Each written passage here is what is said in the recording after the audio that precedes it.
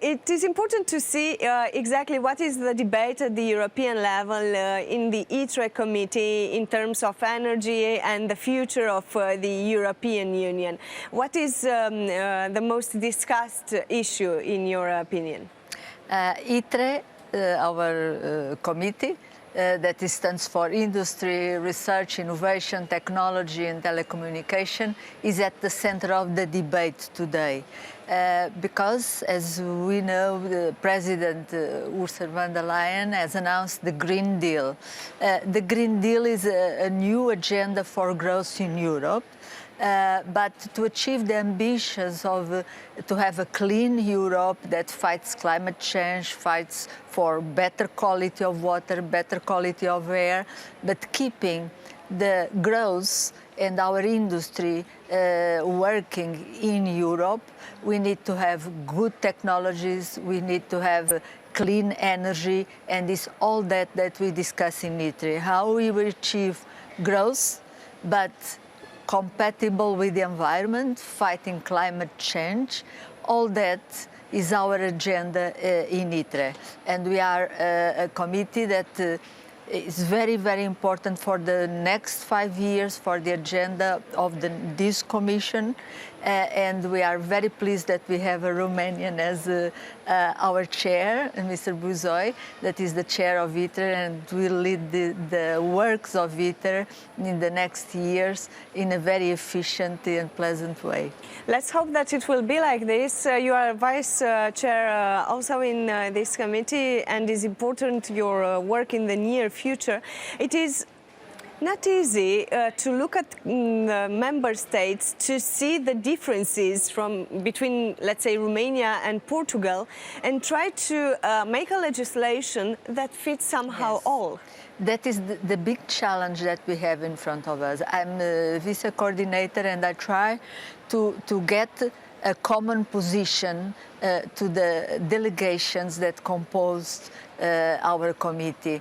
And we can see we are quite diverse, but we need to understand the diversity. The important thing for a parliamentarian, a European parliamentarian, is that we understand the diversity.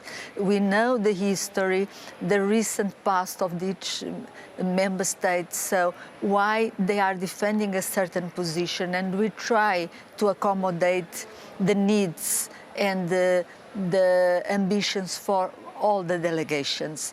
And we cannot have a solution one fits all. We need to understand that some countries have a long history based on coal combustion, and they cannot immediately decarbonize like someone that has already a tradition in renewable energies, that has a lot of sun, a lot of energy from the sea. So countries are different in geographical, in atmospheric conditions, but also in their history, in their political way to arrive here. And all that we need to take in consideration. And it's a challenge, but it's what makes this work also so fascinating, is to understand all these differences and try to arrive to a solution that in the end works and is good for us. Everyone has to see that gains something of the solution that we encounter. And we tried that in ITRE for the solutions for industry, for the energy, to accommodate, especially our political group, the EPP. We are very realistic, very pragmatic, and we think that is not enough to promise big ambitions. It's very important to know how we achieve to these ambitions in the way that everyone feels comfortable and make sure that everyone can fulfill the promise that we are doing to the people. A mechanism was already created in order to help this transition, is the Just Transition Fund. Let's explain a little bit how this will actually help the member states. It's very important that this dual transition, as our president of the Commission called them, that is the transition for a fighting climate change and the transition for digitalization doesn't leave anyone behind, doesn't leave people behind, doesn't leave industrial sectors behind, doesn't leave other sectors of the society behind, like agriculture or any other sector.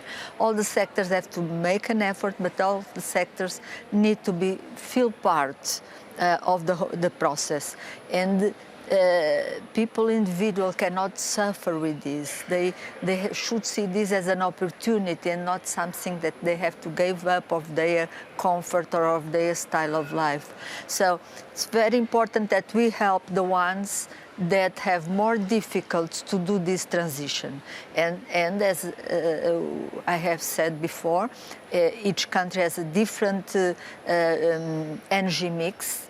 And some countries, for example, rely much more in fossil fuels than the others, and they will require help in this transition, more help, because everyone needs help, because most of the countries still have problems, some with the energy, some others with transport, some others with other sectors, but some need more help than the others, mainly the regions that are very much based on coal, but not only, but these ones is a good example. So there will be a particular fund that will help these regions to do the transition for a cleaner energy mix. Are the targets too ambitious, in your opinion? We have not set the definite target. There is an announcement in the Green Deal that says that at least 55%. In our group in the EPP, we are talking between 50 and 55%, depending. The target cannot be seen in isolation. We have to see the means, the funds that we have to achieve this target, the technologies that we have at hand that are ready to be deployed to achieve these targets. So 55% could be a good target if we have enough fund to invest in infrastructures, if we have already the technologies that we can apply, for example, in aviation, in the big shipping, that still do not have. So if we have enough research and innovation that we can develop these clean technologies, if we have the infrastructures, so there is enough funds, public and private, we could achieve a certain ambitions. If we don't have that, is no point to promise, because it's going to be very difficult to fulfill. So we need to be very realistic on the things that we promise to the Europeans. Even when we, or actually you, say zero pollution until 2050? For that, we have to, all the sectors of the society need to contribute, not only the energy, not only the industry, and we need probably to adjust a little bit our way we live, but in my opinion, we should not drastically change our way we live. The mobility is very important for the Europeans. Our European project is based also that we know each other, that there is mobility. So in order to keep that style of living, we need to invest a lot in clean technologies. To fly is a very good example. We need to have cleaner planes, so we could continue to use flights to move from one part of Europe to another, or outside Europe.